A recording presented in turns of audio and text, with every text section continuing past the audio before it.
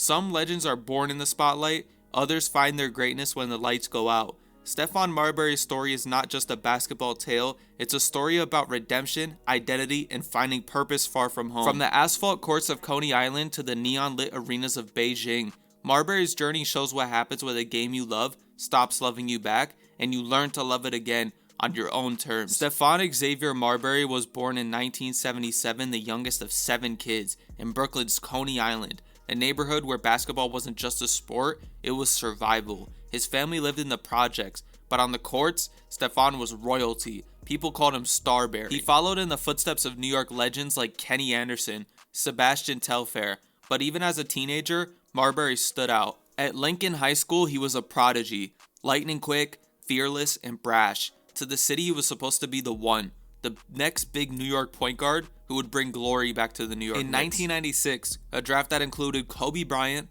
Allen Iverson, and Steve Nash, Stephon Marbury went 4th overall to the Milwaukee Bucks, then was traded to Minnesota to team up with another rising star, Kevin Garnett. The duo seemed destined for greatness, 2 young phenoms redefining what the NBA could be, but money, ego, and frustration crept in. Marbury wanted to be the man, not just a co-star. After contract disputes and feelings of being overshadowed, he forced the trade. It became a pattern. He bounced around from New Jersey, Phoenix, but then finally New York. At every stop, the stats were 20 points, 8 assists, all-star appearances, but the happiness just wasn't there. The media labeled him selfish, coaches called him difficult. For all of his talent, the NBA never quite found a place for Stephon Marbury. His tenure with the New York Knicks turned toxic. Clashes with Larry Brown, Isaiah Thomas, and the New York media created a perfect storm. His father passed away during a game in 2007, and the grief was very public and raw. And soon enough, he was out of the league, mocked by the same city that once adored him. A live stream breakdown, tears, singing, rambling became viral fodder, before viral even meant what it is today. To most, Stephon Marbury's story ended there. Another wasted talent, another cautionary tale, but to Marbury, it was only half. In 2010, at 33 years old, Marbury did something that nobody expected. He boarded a flight to China to play for the Shaanxi Brave Dragons, a struggling team in a league few NBA stars took serious. It wasn't glamorous, but it was a second chance. And over time, he found something that had been missing: appreciation. The fans loved him, not just for his fame, but for his effort, his humility, his willingness to give back. He learned Mandarin, he mentored teammates, he became Beijing's adopted son. By 2012, he joined the Beijing Ducks, and what followed was storybook.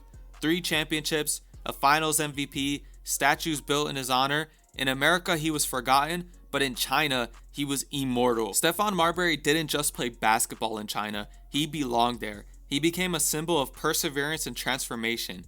His image appeared on stamps. There's a Stephon Marbury museum in Beijing. In 2015, he was even granted a Chinese green card, a rare honor for his cultural contributions. Through his affordable Starbury sneaker line, he made good on a promise he started in the US, that basketball shoes shouldn't cost a fortune. And even off the court, he became a bridge between East and West, between fame and faith, between the player he was and the person he became. In 2017, he retired as a champion, not of the NBA, but of something bigger: acceptance, peace, and purpose. Stephon Marbury's story reminds us that greatness isn't always found where we expect it. Sometimes you have to lose everything, the fame, the money, the reputation, to discover what it truly means. In the end, Starbury didn't just find redemption, he found a home. I'm sorry that this video is a little bit shorter. I just wanted to make a little short story about Stephon Marbury. If you guys want me to go more in depth with these whole videos in the future, let me know and I will.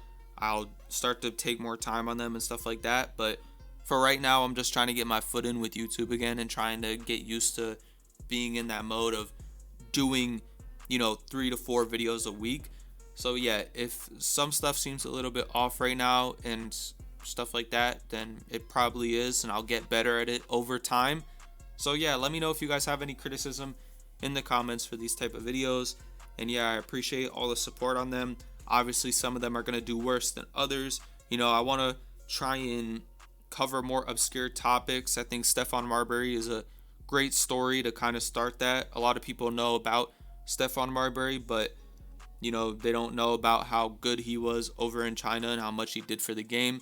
There is a documentary on Stephon Marbury's story, and it goes very, very in depth with obviously Stephon Marbury himself And if you guys want to watch that, I highly recommend it. It's a great watch.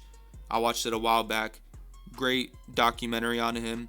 And yeah, earned a lot of respect for him through that documentary, and feel like he deserved some kind of short story, representing him on YouTube, because I don't see many people talk about Stephon Marbury anymore. But yeah, let me know if you guys like these type of videos, and I appreciate all the support and everything. It's been your boy Grateful, and I'm out. Peace.